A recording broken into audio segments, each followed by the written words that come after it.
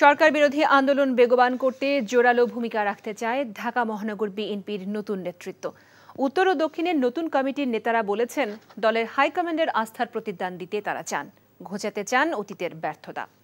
Imrul আহসানের report.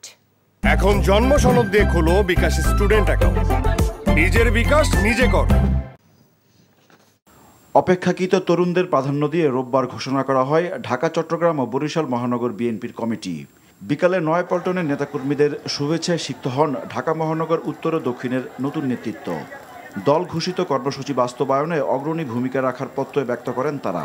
ঢাকাবাসীকে একত্রিত করে ক্ষমতা থেকে নামিয়ে বাংলাদেশে গণতন্ত্র প্রতিষ্ঠা করব এবং বাংলাদেশের জনগণকে মুক্ত করব, তারেক রহমানকে দেশের মাটিতে ফিরে আনবো।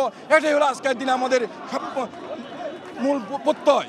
কে দল যে দায়িত্ব দিয়েছেন সেজন্য আমি দলের চেয়ারম্যান দেশনেত্রী বেগম খালেদা জিয়া এবং ভারপ্রাপ্ত চেয়ারম্যান দেশনায়ক তারেক রহমানকে অভিনন্দন জানাচ্ছি। বেগম জিয়াকে মুক্ত করব, ভোটাধিকার ফিরিয়ে দিব, দেশকে একটি সুন্দর বাংলাদেশ হিসেবে জনগণকে উপহার দিব, সেই কাজে আমরা ইনশাল্লাহ করব।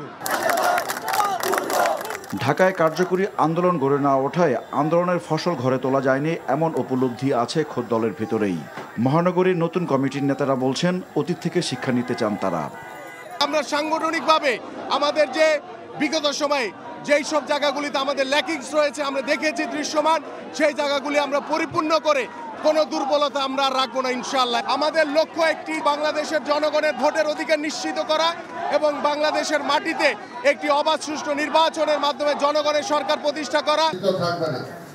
এদিকে হিন্দু বৌদ্ধ খ্রিস্টান কল্যাণ ফ্রন্টের ঢাকা মহানগরীর সম্মেলনে রিজভী আহমেদ অভিযোগ করেন, সরকারের প্রশ্রয়ে দুর্নীতি করছে পুলিশ ও আমলারা।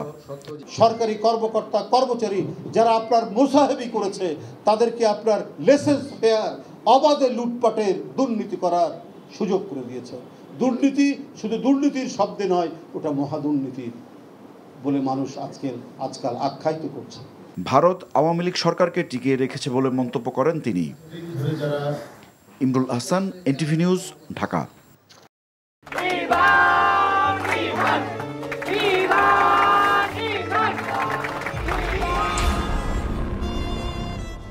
তুমি নিজের জীবনটা শেষ করলে, সাথে আমারটাও শেষ করে দিয়ে গেলে। আপনি মেয়েটাকে চেনেন না? না।